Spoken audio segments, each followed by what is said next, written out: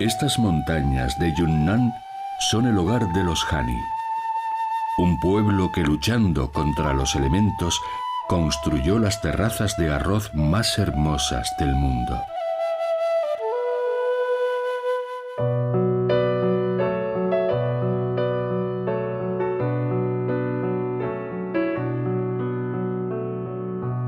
Montañas.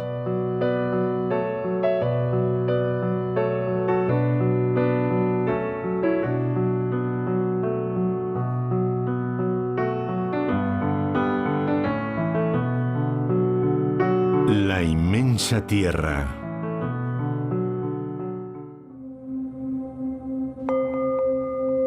Las majestuosas montañas nos observan desde el cielo. Y como una madre que consuela a su hijo, nos acunan en sus brazos. El frío helador que azota sus cumbres y laderas y su superficie quebrada y peligrosa siempre han sido un obstáculo para el ser humano.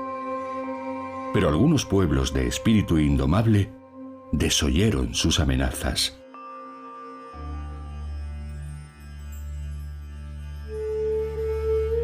En la prefectura de Hongzhou, en la provincia china de Yunnan, se alzan las montañas Ailao, un hermoso lugar que el pueblo Han cubrió con maravillosas terrazas, donde lo práctico y lo artístico se dan la mano.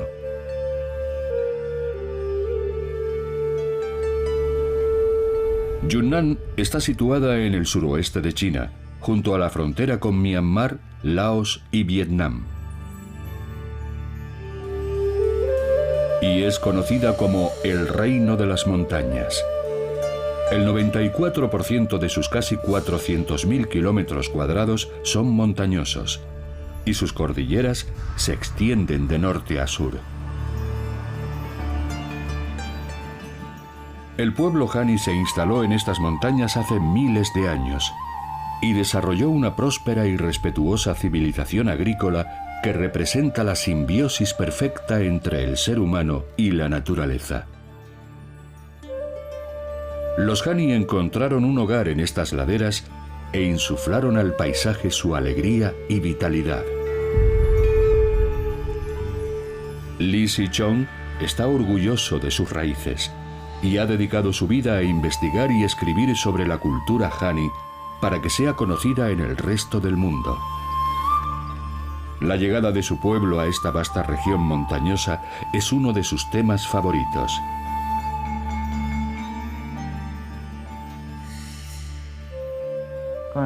En el siglo III a.C., los Han vivían más al norte, entre el río Amarillo y el Yangtze, pero una serie de incendios y desastres naturales les obligó a viajar hacia el sur.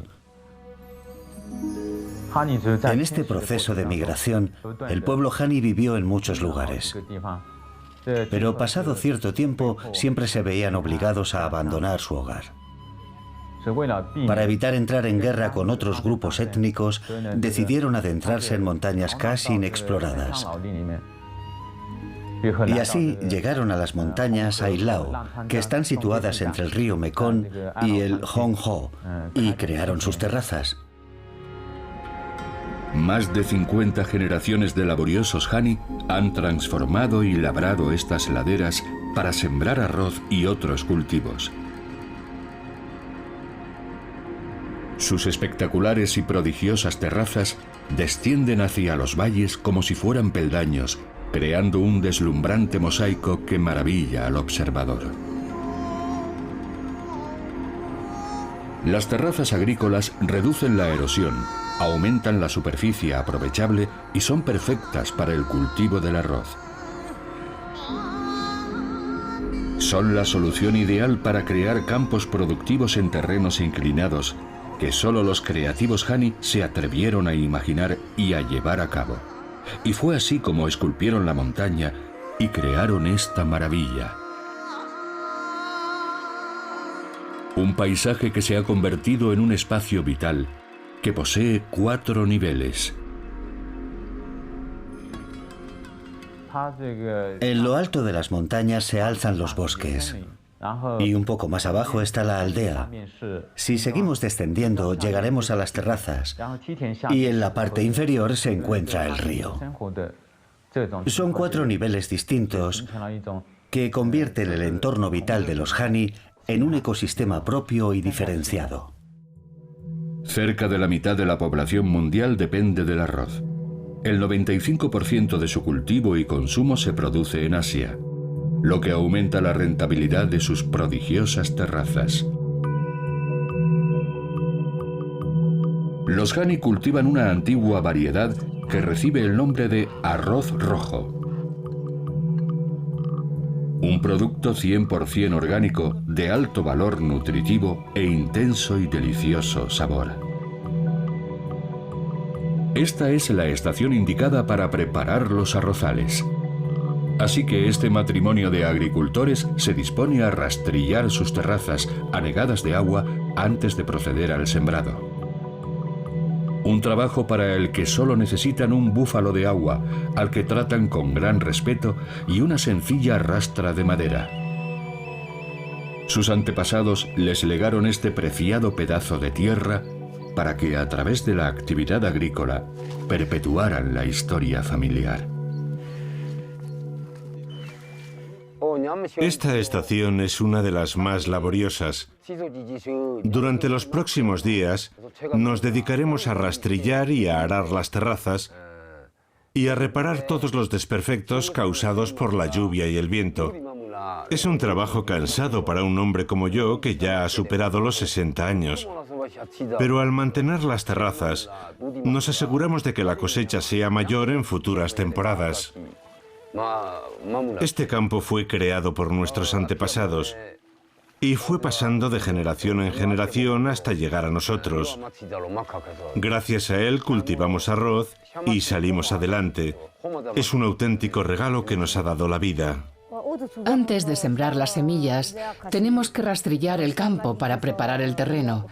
El rastrillado nivela el suelo y desmenuza los terrones más grandes, lo que facilita la siembra y el trasplante de esquejes. Para mantener el nivel del agua de sus extraordinarias terrazas, los Hani crearon hace ya siglos un eficaz sistema de riego que aprovecha y respeta todos los elementos de su entorno natural. La mayor parte del agua proviene de los bosques que se alzan en la cima, así que construyeron un entramado de diques que contienen los torrentes que se precipitan ladera abajo y los canalizan hacia las terrazas. Algunos cauces de irrigación pasan junto a los lugares donde defecan los cerdos, lo que permite arrastrar hasta los cultivos este abono natural y prescindir de la fertilización química. Este ingenioso sistema de riego es uno de los factores esenciales del rendimiento de las terrazas, lo que otorga al mantenimiento de diques y cauces una importancia crucial. El mantenimiento de las terrazas es fundamental. Es una tarea agotadora que hay que hacer a diario, porque los diques y los bordes sufren constantes desperfectos. Tienes que repararlos lo antes posible para evitar que cedan y que el riego se interrumpa. Si llegara a secarse, la cosecha se perdería. Y aunque volviéramos a llenar la terraza, el rendimiento del arrozal se vería afectado. Y eso es algo que no nos podemos permitir. Este ingenioso sistema de riego tiene otras utilidades. Los Hani crían peces en estanques artificiales al borde de arroyos y riachuelos y después los llevan a los arrozales. Los peces son una importante fuente de proteínas, ayudan a controlar insectos y malas hierbas y además enriquecen el terreno. Sus excrementos contribuyen al crecimiento del arroz, así que utilizarlos como abono es una forma biológica de fertilizar el sustrato. Para capturar algunos peces, retiro parte del agua de una zona concreta rompiendo un dique. Después cojo unos cuantos con la mano y los meto en una cesta para llevármelos a casa.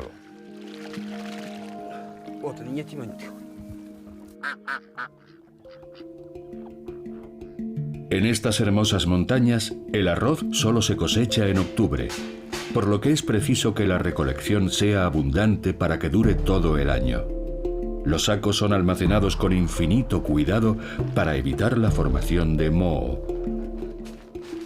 Tras efectuar la recolección, traemos a casa todo el grano y después lo almacenamos en el segundo piso a salvo de la lluvia.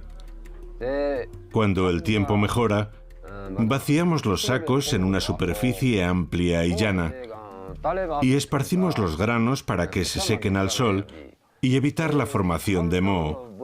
Después llega el momento de descascararlos, un proceso que ha cambiado mucho con el paso del tiempo.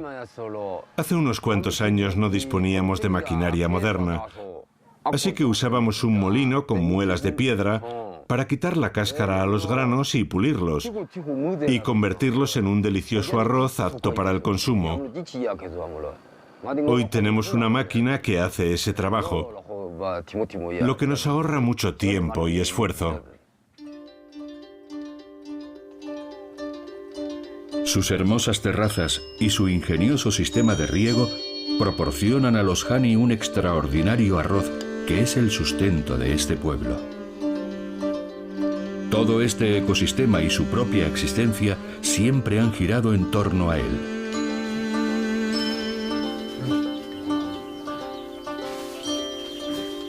Pero en los últimos tiempos, este inteligente pueblo comprendió que debía diversificarse y optó por dedicar parte de sus campos a la caña de azúcar, una planta perenne que necesita menos agua. Este agricultor de etnia Hani, tras un periodo poco lluvioso, decidió aprovechar las cualidades de este fértil ecosistema y comenzó a plantar caña de azúcar.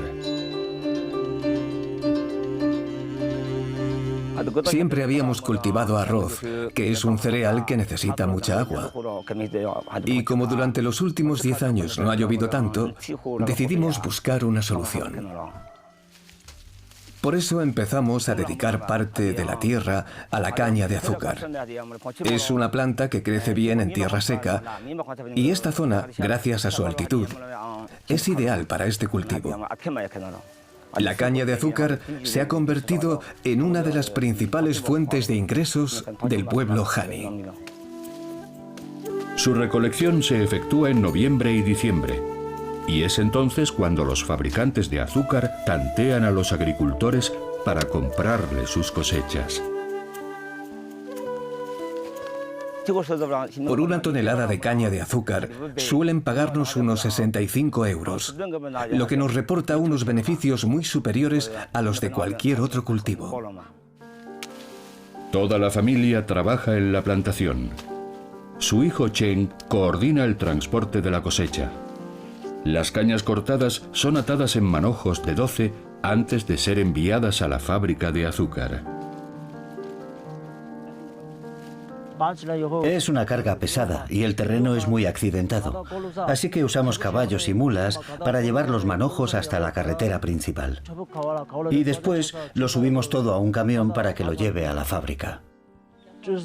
Estos caminos de montaña son intransitables para un vehículo de 4 ruedas y la carretera principal está muy lejos. Así que necesitamos la ayuda de los animales. Cuando la cosecha de los Hani llega a la fábrica de Hongho, comienza el extraordinario proceso de fabricación del azúcar.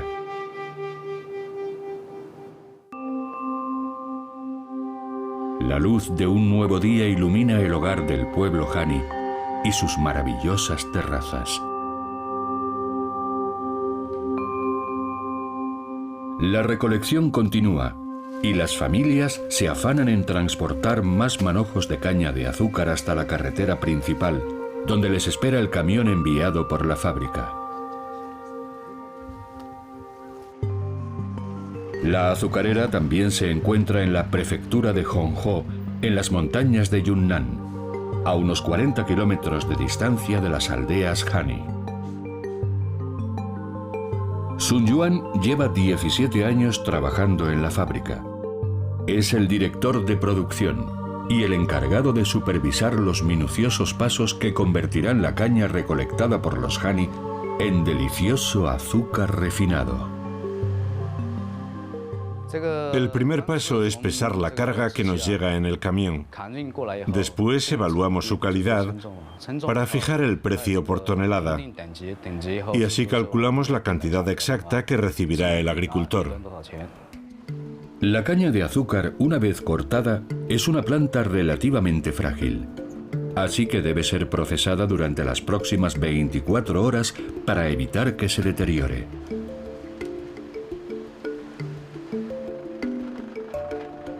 Los tallos limpios pasan por una máquina que, por simple presión, extrae un jugo opaco cargado de azúcar.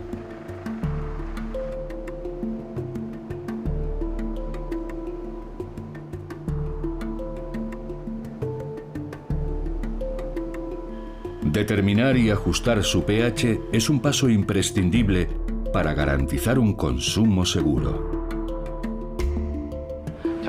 El jugo pasa por un proceso de purificación que filtra todas las impurezas y es sometido también a un proceso de evaporación y concentración para que alcance el grado de pureza requerido. Después accede a la siguiente fase, que consiste en hervir el azúcar. El producto final es envasado y exportado a toda China. Desde que abrimos esta planta, los ingresos de la población hani han subido mucho. Una familia de agricultores que posea un terreno de 40 hectáreas y produzca al año unas 400 toneladas, obtendrá por su cosecha de caña de azúcar unos 100.000 yuanes, casi 13.000 euros, tras deducir el precio del transporte. Desde que empezó a funcionar esta fábrica de azúcar, sus condiciones de vida han mejorado mucho. La cultura de los hani creció y se desarrolló en un entorno cerrado. Su aislamiento les obligó a idear prácticas agrícolas innovadoras y a aferrarse a las tradiciones que heredaron de sus antepasados, a un rico legado cultural del que se sienten orgullosos. Los hani celebran en octubre el festival Yang Matu, en el que rinden homenaje a sus héroes y rezan por la unión de su pueblo y por una buena cosecha. Uno de sus mejores momentos es un banquete que congrega a todos los aldeanos, en el que disfrutan juntos de un festín de varios platos preparados por las familias de los asistentes. Ataviados con los trajes tradicionales, los bailarines ejecutan la danza del pavo real de plata, un ser legendario muy enraizado en las prácticas agrícolas de los hani.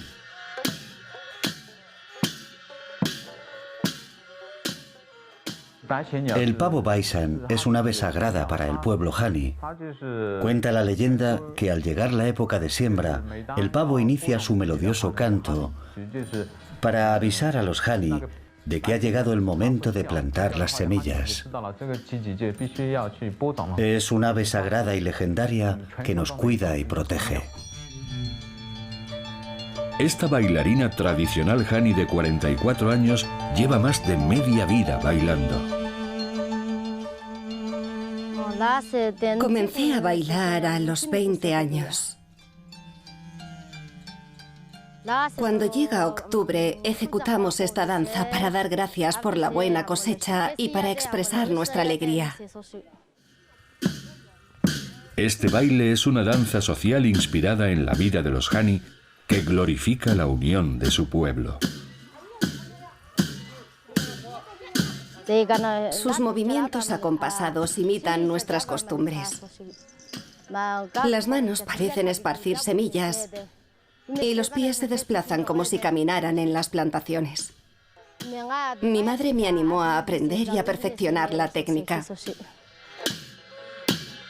Uno de sus instrumentos más populares es el sanxing, un laúd de 3 cuerdas que reconforta a los hani después de una dura jornada en las montañas. Este magnífico músico aprendió a tocarlo cuando era adolescente y está orgulloso de perpetuar la tradición. Suelo tocarlo en los festivales Hani y en muchas otras ocasiones, y siempre recuerdo a los más jóvenes que este hermoso instrumento nos pertenece a todos, que forma parte de nuestro legado cultural. Su cuerpo está confeccionado con la madera dura de los árboles de nuestras montañas. Este lo fabriqué yo mismo hace unos 20 años. La parte inferior está hecha con un tallo de bambú cortado en nuestros bosques. Todo tiene que ser de buena calidad, para amplificar el sonido sin distorsionarlo. Hace ya muchos años, los hombres más diestros tocaban el sansin para conquistar a las mujeres.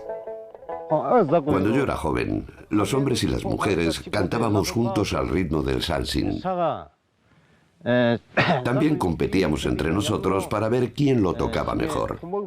Los que llegaban a dominarlo tenían mucho éxito entre las chicas. Y algunos incluso consiguieron que la mujer de sus sueños les diera el sí.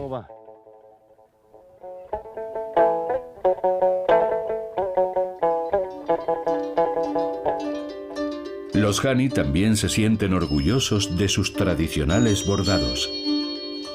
Los diseños de sus vestidos y ornamentos son un reflejo de su existencia rural y su trabajo en los arrozales. Y los dibujos de peces y cangrejos muestran su veneración por el agua.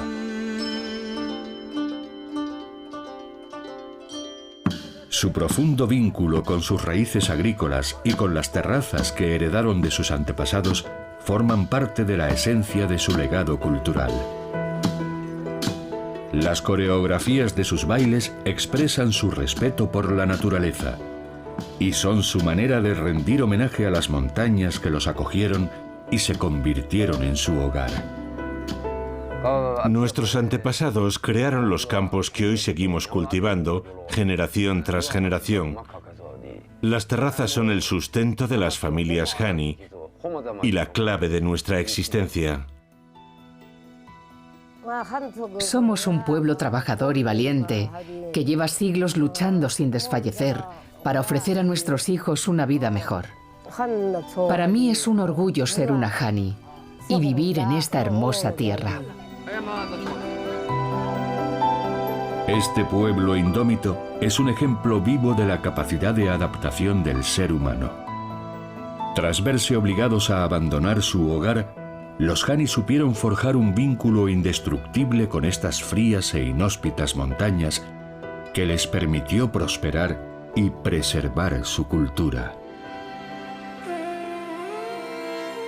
El Himalaya también es el hogar de los Sherpas, un pueblo que aprendió a vivir a alturas de vértigo y a temperaturas extremas.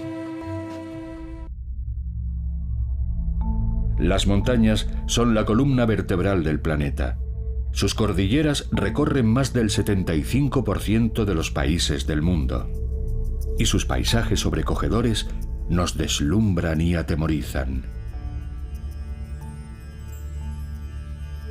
El Himalaya es la cadena montañosa con las cumbres más altas del planeta y el hogar de los habitantes de Nepal.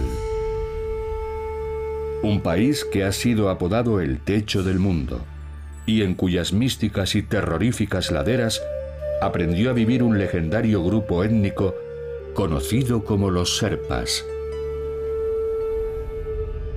Los Sherpas son los pobladores más famosos del Tíbet y pertenecen a una antigua estirpe de pastores y comerciantes nómadas que, superando todas las adversidades, supieron adaptarse a un entorno inhóspito en el que la supervivencia es una lucha diaria.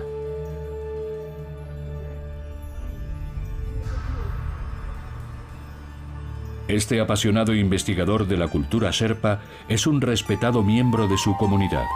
Tiene 63 años y lleva más de 40 organizando rutas y visitas guiadas por su país natal. Procedemos de la región del este. Sherpa quiere decir natural del este, y el Tíbet es nuestro hogar. Y aunque algunos Sherpas vivan más al este, nuestro pueblo nació aquí, en las montañas del Tíbet. La palabra Sherpa significa persona que vive en el este. Pero con el tiempo terminó convirtiéndose en un término utilizado para describir a este grupo étnico que se asentó hace siglos en el nordeste de Nepal. Las circunstancias que los trajeron hasta aquí aún son objeto de investigación, pero sus orígenes tibetanos son muy visibles en su idioma, su cultura y su religión. Lambagar es una aldea del distrito nepalí de Dholaka. Está situada a 1800 metros sobre el nivel del mar y es el hogar de un pequeño grupo de sherpas. Sus humildes habitantes viven de la agricultura, una práctica que esta laboriosa comunidad supo modificar para adaptarse a la altitud y al drástico clima de la región. Este agricultor de 52 años vive aquí junto a su mujer y su hijo pequeño. El clima hostil y las precarias condiciones de vida de este lugar casi inaccesible le obligan a centrarse en los productos básicos como patatas, tomates y repollos. El frío y la altitud le obligan a enfrentarse a numerosos desafíos. Pero a él le encanta vivir en sus adoradas montañas, lejos del caos y el estrés de las bulliciosas ciudades. Cultivamos patatas entre febrero y marzo, que es cuando aquí es verano y hace más calor. Pero ahora, durante la estación fría, cultivamos coliflores, ajo chino y repollos, y también tomates y hojas de mostaza. El frío hace más cortas las temporadas de cultivo y pone en peligro la salud de estos sufridos e incansables agricultores. Pero a pesar de todo, los sherpas aprendieron a sacar partido a su drástico entorno, recurriendo a un sistema de rotación de cultivos. También cultivo coliflores y a veces obtengo una buena cosecha, pero siempre dependes del tiempo que haga. A veces tienes suerte y a veces no. Estas de aquí no están creciendo bien y es una pena. Y las de esa zona tampoco tienen muy buen aspecto. Así que lo único que puedo hacer es soñar con tener más suerte la próxima temporada, que es dentro de 3 meses, en el mes de marzo. Los agricultores venden algunos de sus cultivos, así que dedican una parte de sus pequeñas huertas a los productos más demandados.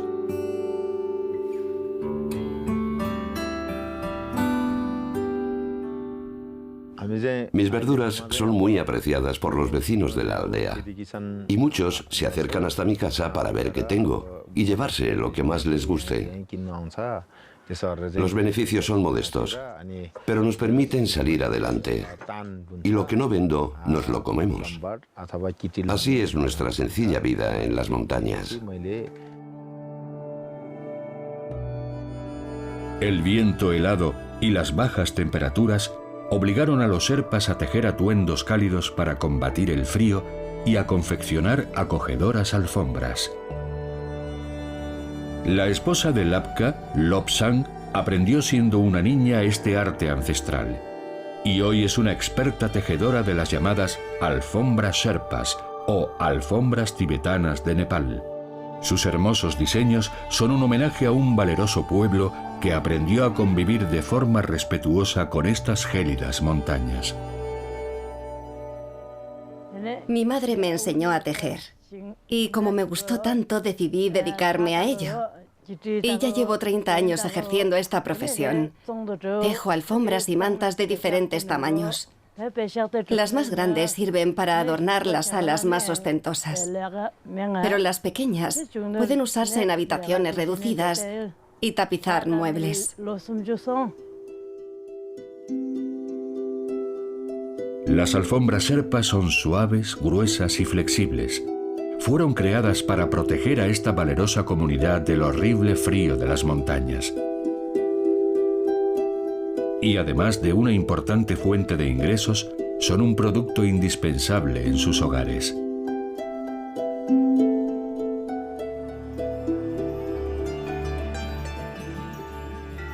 Esta Estas montañas siempre fueron un lugar de difícil acceso, lo que acentuó el aislamiento de los sherpas y les ayudó a preservar sus tradiciones. Las mujeres sherpas se hacen llamar sherpinis y lucen un colorido atuendo tradicional que guarda un llamativo parecido con el de las mujeres tibetanas y que les permite mantener su actividad diaria a salvo del frío. Esta activa Sherpini y su marido llevan 30 años viviendo en esta aldea. Y ella siempre ha sido una firme defensora de las costumbres de su pueblo. Este es nuestro atuendo tradicional. Todas sus prendas tienen una finalidad, como este cinturón, que solo visten las mujeres casadas.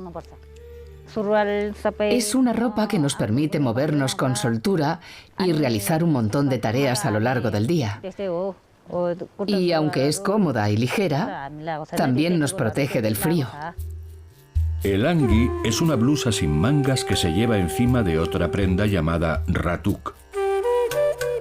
Uno de sus componentes más llamativos es el delantal con rayas multicolores que se anuda por detrás y que solo visten las mujeres casadas. Las sherpinis lo tejen con una mezcla de lana hilada a mano y fibra de seda para que resulte más cálido y cómodo. El conjunto se completa con este cinturón de plata labrada que se transmite de madres a hijas y rinde homenaje al legado familiar. Me gusta llevar este atuendo porque es un emblema de nuestra cultura y un valioso símbolo de la historia sherpa. Es parte de nuestra identidad y me siento orgullosa de vestirlo a diario. El llamado si-cha, el té de los sherpas, les permite entrar en calor gracias a la mantequilla alta en calorías empleada en su elaboración. La sal no yodada, otro de sus ingredientes principales, le proporciona un singular sabor salado.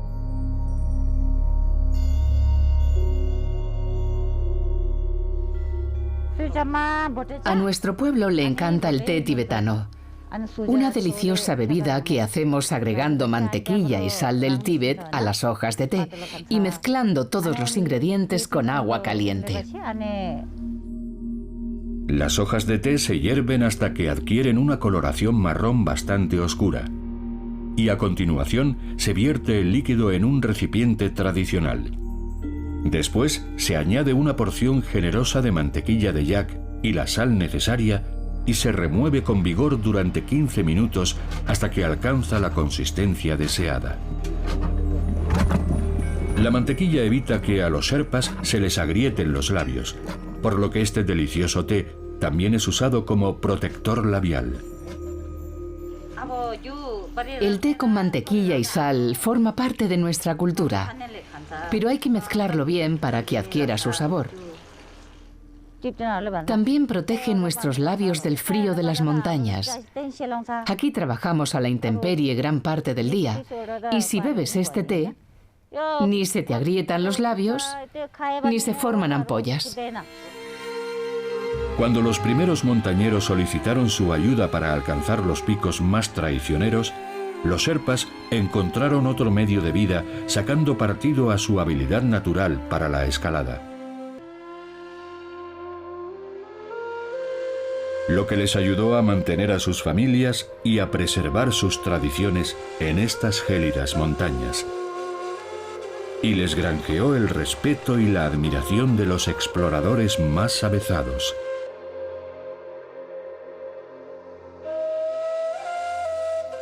Con el paso de los años, los sherpas terminaron convirtiéndose en los guías insustituibles de montañeros y senderistas. Y muchos de ellos encontraron una ocupación a su medida en esta floreciente industria nepalí.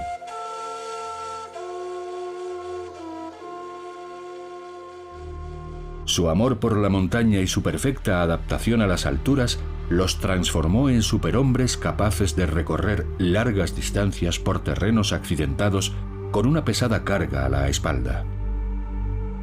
Como Temba Seri Sherpa, que el 23 de mayo de 2001, a la edad de 16 años, se convirtió en la persona más joven en escalar el Everest. Conseguí cumplir mi sueño, porque es algo que llevo en mis genes. Los Sherpas nacemos y nos criamos en las montañas y tenemos una resistencia mucho mayor. Themba consiguió una hazaña extraordinaria, pero la historia que hay detrás de su ascensión lo convierte en un logro aún más admirable. Su primer intento, tan solo un año antes, terminó en fracaso a causa de una terrible tormenta, de una horrible ventisca que congeló los dedos de las manos del joven escalador. El 22 de mayo del año 2000 llegamos al campo 4 con la intención de llegar a la cumbre ese mismo día, pero el tiempo se torció. Estaba nublado y hacía mucho viento.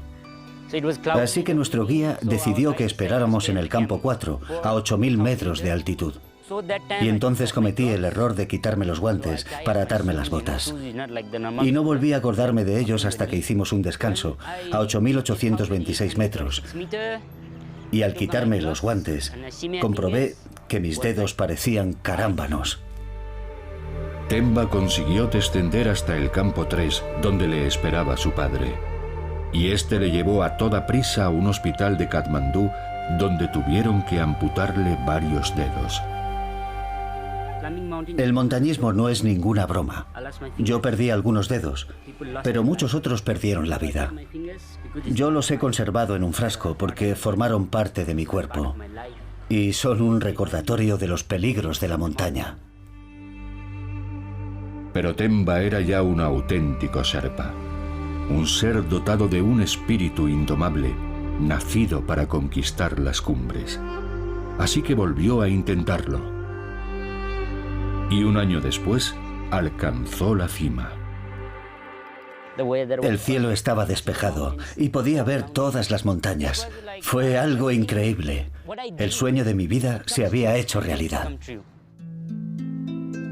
Los Sherpas se mueven entre estos escalofriantes picos con una habilidad sorprendente. Convivir durante siglos con este inhóspito entorno convirtió a estos avezados escaladores en los auténticos dueños y señores del Himalaya. Los Sherpas somos más fuertes en las montañas porque crecimos y vivimos en ellas. Pasamos nuestra niñez jugando en sus laderas, así que sabemos cómo movernos en cualquier tiempo y condición. Ninguna expedición puede escalar alguno de estos picos sin nuestra ayuda. Si vas al Everest, verás Sherpas cargando con bultos, con bombonas de oxígeno, con cuerdas y crampones. Todo lo llevan los Sherpas. El montañismo es una tradición que se transmite de generación en generación.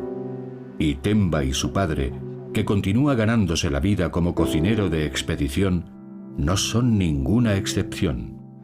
Mi padre lo es todo para mí. Es mi gurú, mi profesor.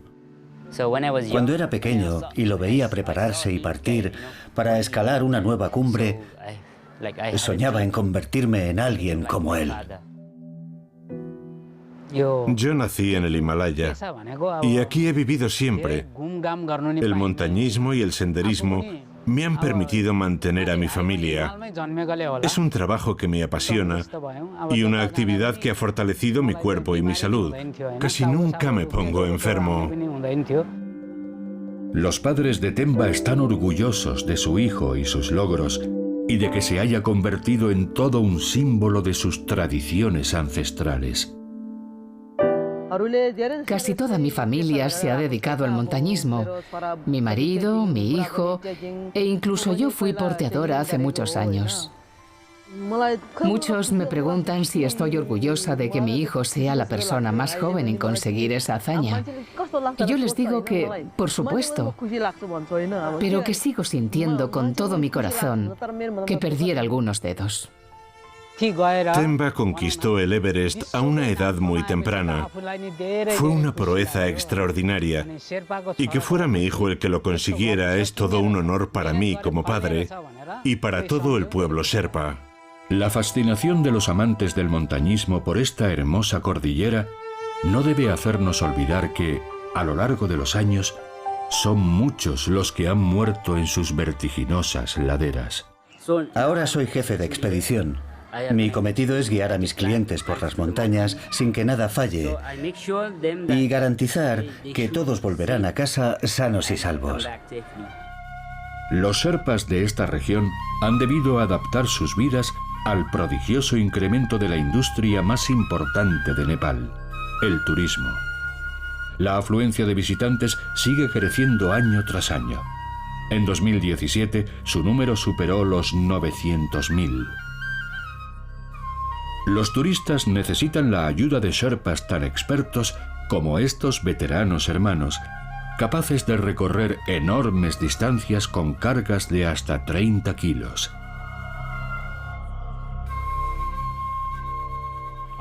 Nuestros padres eran porteadores y nos enseñaron su oficio cuando aún éramos niños, así que seguimos su ejemplo. Llevo casi 20 años trabajando de porteador, transportando cargas de entre 20 y 30 kilos durante cerca de 30 kilómetros. Por cada encargo me pagan unas 400 rupias nepalíes, un poco más de 3 euros. No es mucho, pero me permite mantener a mi familia. Es un trabajo ingrato que solo estos sufridos trabajadores son capaces de realizar. Los sherpas pueden transportar cargas muy pesadas, quemando menos energía gracias a su asombrosa adaptación a este inhóspito entorno. Una proeza diaria que sigue despertando la admiración de los visitantes. A veces, cuando desciendo por una pendiente, siento que estoy a punto de resbalar y caer montaña abajo, pero siempre consigo mantener el equilibrio. Nacimos en las montañas y llevamos haciendo esto toda la vida, así que hemos aprendido a tener cuidado. Nunca me he caído en mis 20 años de profesión y sigue gustándome tanto como cuando empecé. Sin las montañas no podríamos vivir. Los sherpas nacemos aquí y es el único sitio en el que queremos estar. Esta cordillera es nuestra madre y nosotros sus hijos. Los antiguos sherpas descubrieron estas cumbres y crearon en sus laderas una comunidad próspera y una cultura rica y respetuosa que sus descendientes han sabido preservar para que se convierta en el orgullo de las generaciones futuras.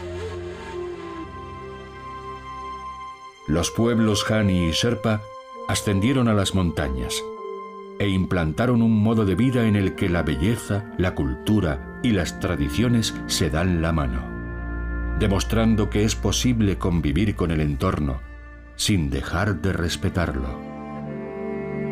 Sus comunidades son un testimonio vivo de que el ser humano puede prosperar en los territorios más extremos, en lugares azotados por un frío gélido, en los que estos pueblos extraordinarios, enfrentándose a la adversidad, supieron crear un vínculo íntimo y profundo con la madre naturaleza.